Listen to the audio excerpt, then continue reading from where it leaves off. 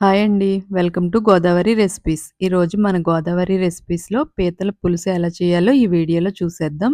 నేను 3 కేజీల పీతలు తీసుకున్నాను. క్లీన్ చేసి పక్కన పెట్టుకున్నాను.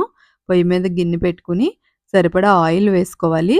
ఒక స్పూన్ మెంతులు, ఒక స్పూన్ జీలకర్ర, ఒక స్పూన్ ఆవాలు, సరిపడా పచ్చిమిర్చి, ఉల్లిపాయ పేస్టు, కరివేపాకు, కొత్తిమీర కూడా వేసుకున్నాను.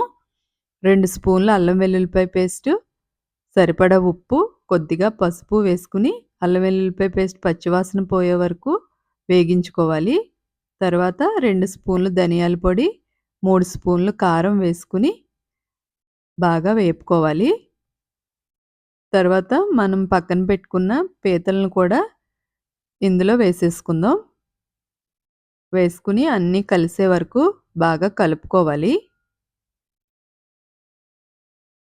ఈ పీతల్లో వంకాయలు కూడా వేసుకోవచ్చండి. చాలా బావుంటాయి. ఒక 5 నిమిషాలు మూత పెట్టి మగ్గించుకోవాలి. తర్వాత మూత తీసి చింతపండు రసం వేసుకోవాలి. సరిపడా చింతపండు పులుసు పోసుకున్నాను.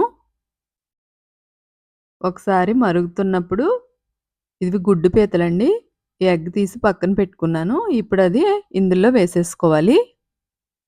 తర్వాత కొద్దిగా మసాలా పొడి వేసి బాగా కలుపుకొని మూత పెట్టి 10 నిమిషాలు ఉడికించుకోవాలి. అంతేనండి. ఎంతో రుచిగా ఉండే పీతల పులుసు రెడీ. ఈ వీడియో మీకు నచ్చినట్లయితే లైక్ చేసి సబ్స్క్రైబ్ చేయండి.